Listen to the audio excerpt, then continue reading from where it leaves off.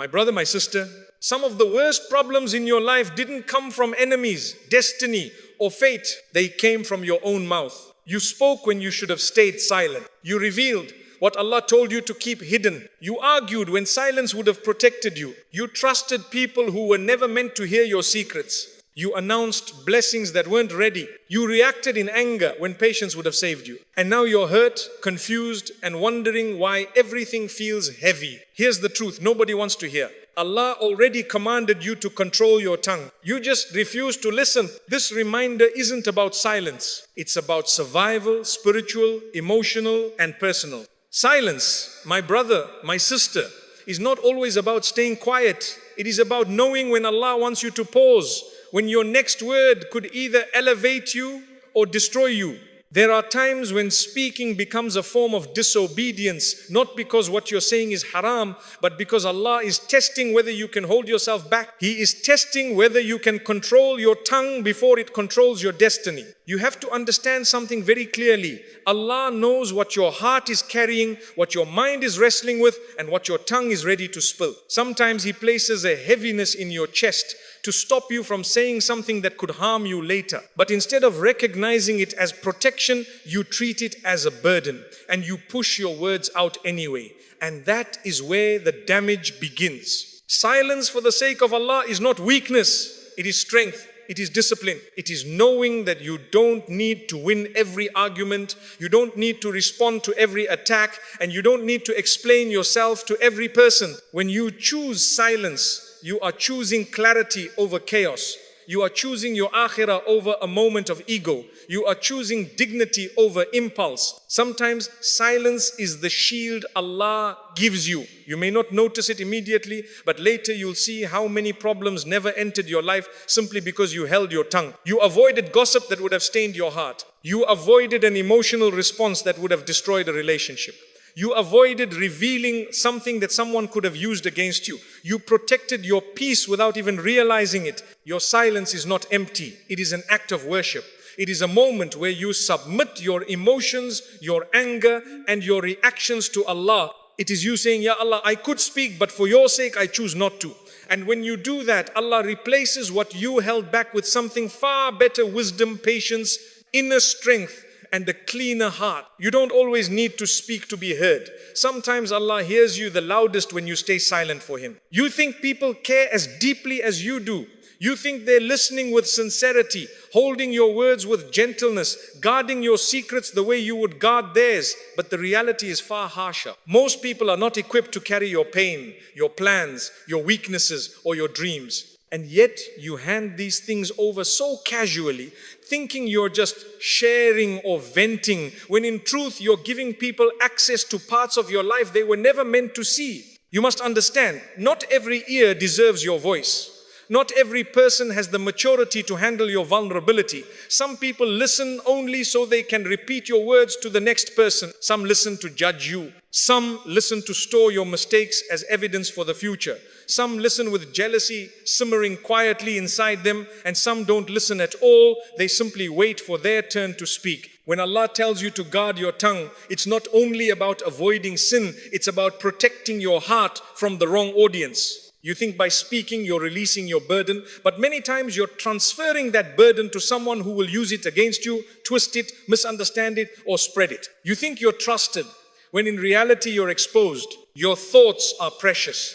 Your experiences are delicate. Your worries are personal. Not everyone has earned the right to stand at the door of your heart. And the moment you speak too freely, you give people a kind of power over you that they never deserved in the first place. How many times have you regretted telling someone your good news? How many times did your excitement turn to envy in their eyes? How many times did your private struggle become a public conversation? How many times did your honesty become gossip?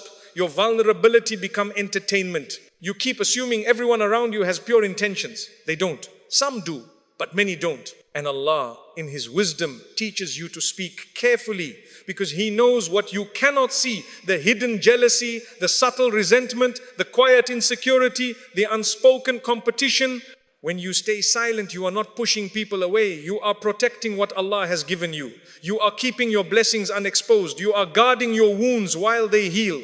You are maintaining dignity that speech would have shattered. Silence does not isolate you. It elevates you. It allows you to function without constantly being misinterpreted, judged, or misunderstood. Think of the most peaceful moments in your life. They were usually moments where your tongue was calm, your heart was guarded, and your mind was not entangled in people's opinions. The more you speak, the more you invite unnecessary energy into your world. And the more unnecessary energy you allow, the more complicated your life becomes. Keep your circle small, keep your words fewer, keep your heart guarded. People don't need to know everything. They don't need your private thoughts to respect you. They don't need your struggles to empathize with you. And they certainly don't need your dreams to help you reach them. You owe your honesty to Allah first, not to people. And when you learn to give your secrets to the one who never betrays, you'll stop feeling the urge to explain yourself to those who were never meant to understand you in the first place. You keep wondering why certain people suddenly changed,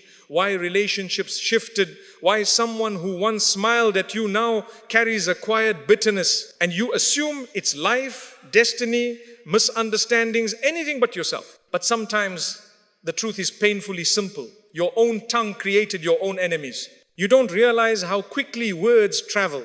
You don't realize how deeply they cut. You don't realize how easily they expose you. Many of the conflicts, tensions, and betrayals in your life didn't appear out of thin air. They were planted by things you said without thinking, words spoken in excitement, frustration, pride, or vulnerability. You shared your blessings too early, before they were stable. You exposed your plans before Allah had completed them. You admitted your weaknesses in front of people who were not strong enough to respect them. You discussed your private matters with people who only pretended to care. And each time you spoke without wisdom, you put another brick into a wall that eventually separated you from those very people. People are unpredictable. Some will support you, some will encourage you, but many will begin competing with you the moment they hear something good is coming your way. Others will quietly resent you. Others will wait for the right moment to undermine you. And some will smile at you while planning to use your own words against you later. Your tongue,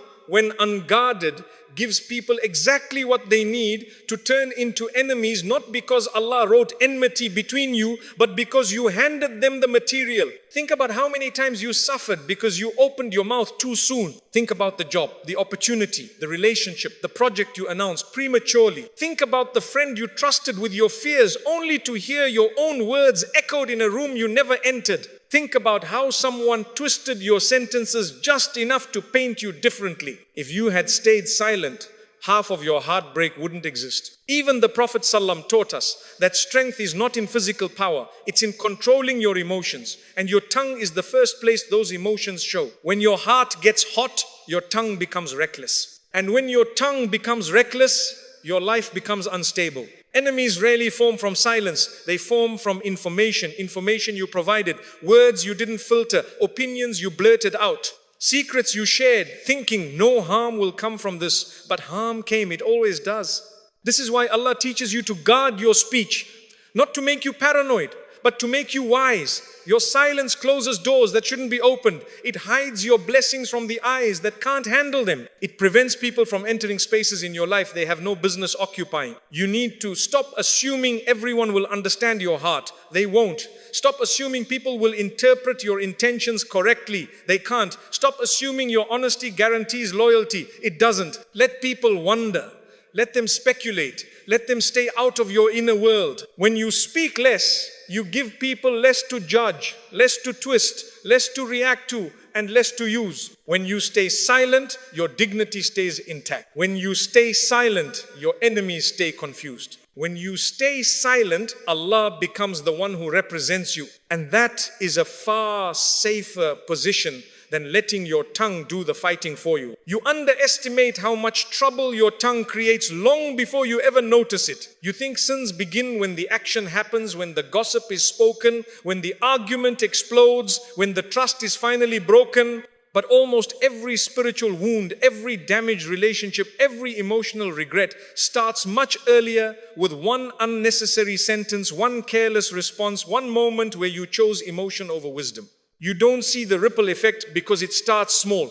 A harmless comment becomes a misunderstanding. A misunderstanding becomes offense. Offense becomes anger. Anger becomes distance. Distance becomes resentment. And resentment becomes a broken connection that cannot be repaired. But all of it began with one moment where silence would have saved you. Backbiting never begins with hatred. It begins with a casual, pointless conversation. Arguments never begin with rage. They begin with a simple reply that didn't need to be said. Betrayal never begins with malice. It begins with sharing something that should have remained private. Every major mistake in speech is born from a small, avoidable one. This is why Allah emphasizes your tongue so heavily, because the smallest sins can grow into consequences that take years to clean up. One sentence can destroy trust that took a decade to build. One heated reply can end a friendship. One careless comment can create a rift in a family. One complaint can ruin someone's reputation. One emotional outburst can stain your own. If you pause just for a moment, you avoid a lifetime of regret. When you pause, your anger cools. When you pause, your mind clears. When you pause, the conversation shifts. When you pause, Shaitan loses his opportunity. When you pause, Allah protects you. But when you speak instantly, emotionally, impulsively, you hand over control of your life to your feelings. And feelings are terrible decision makers. How many sins would disappear from your record if you simply stopped yourself for 3 seconds before responding? How many arguments would never escalate? How many relationships would still be intact? How many nights of guilt would you have avoided? How much dignity would you have preserved? Silence is not the absence of speech, it is the presence of wisdom. It is the ability to recognize that not every thought deserves a voice, not every emotion deserves expression, and not every situation requires your comment. You must understand, silence does not make you irrelevant, it makes you respected. People trust the one who speaks less but speaks wisely. People fear the one who does not react emotionally. People value the one who chooses their words with purpose and restraint. And more importantly, Allah loves the one who guards their tongue, because that person is guarding their heart, their relationships, and their akhirah. If you control your tongue, you will control your life. If you fail to control it, it will control you and it will humiliate you. Silence is not weakness. Silence is prevention. It protects you from sins you cannot see, consequences you cannot predict, and damage you cannot repair. You need to hear this clearly. Not every emotion inside you deserves to come out of your mouth. You feel something intensely and you think expressing it will solve it. But most of the time, speaking in the heat of an emotion doesn't heal anything, it simply exposes you. It exposes your impatience, your frustration, your insecurity, your hopes, your fears, your wounds, and not everyone around you has the maturity, compassion, or purity of heart to handle what you're feeling. Allah gives you emotions as a test. They are not commands. Feeling angry does not mean you must speak angrily. Feeling hurt does not mean you must reveal your pain to people who won't value it. Feeling happy does not mean you must announce it to those who cannot celebrate it sincerely. A wise believer distinguishes between what they feel and what they express. A reckless believer confuses the two, and their tongue ends up creating problems that never needed to exist. Think about how many times you regretted the words you said during anger. Not because they were false, sometimes they were true, but because they were spoken with no mercy, no control, no wisdom. Once words leave your mouth, you cannot pull them back. You cannot erase the impact. You cannot undo the damage. A moment of emotional expression becomes a permanent wound for someone else and a lifetime of regret for you. And it's not only anger. Even joy can betray you. When you announce your achievements, your good news, your dreams too loudly, too quickly, too openly, you attract attention that does not come with blessings. Some people will fake happiness. Some will stay silent, some will congratulate you while their hearts tighten with jealousy, and some will quietly hope you fail. Your emotions may be pure, but their reactions are not. This is why Allah teaches you to guard your tongue, because your emotions are temporary, but the consequences of your words are not. When you're overwhelmed, silence becomes a form of protection. It gives you time to breathe, to think, to let your heart settle. It prevents you from speaking in a way you will apologize for later. It prevents you from revealing things you should have kept between you and Allah. It prevents you from reacting with weakness instead of responding with strength. Silence is not suppression. It is strategy. It's choosing the right moment instead of the loudest one. It's learning to process your emotions privately so you don't project them publicly. It's recognizing that your heart needs time to stabilize before your tongue gets involved. A believer who learns this becomes unshakable. They don't get dragged into drama. They don't panic. They don't embarrass themselves. They don't destroy relationships. They don't expose their struggles to the wrong people. And here's the deeper truth. Silence makes your dua stronger. When you take your emotions to Allah before taking them to people, Allah strengthens you in ways that no human can. He calms what you feel. He guides what you think. He corrects what you assume. He softens what you harden. He sets your heart right before your mouth ever opens. And when your speech finally comes out, it comes out with wisdom, clarity, and purpose, not confusion and desperation. You must outgrow the habit of reacting emotionally. You must become someone whose tongue is controlled by their principles, not their impulses. Your silence during emotional storms is not weakness, it is mastery. It is the sign of someone who knows Allah is watching, Allah is protecting, and Allah is testing. The strongest believer is not the one who never feels.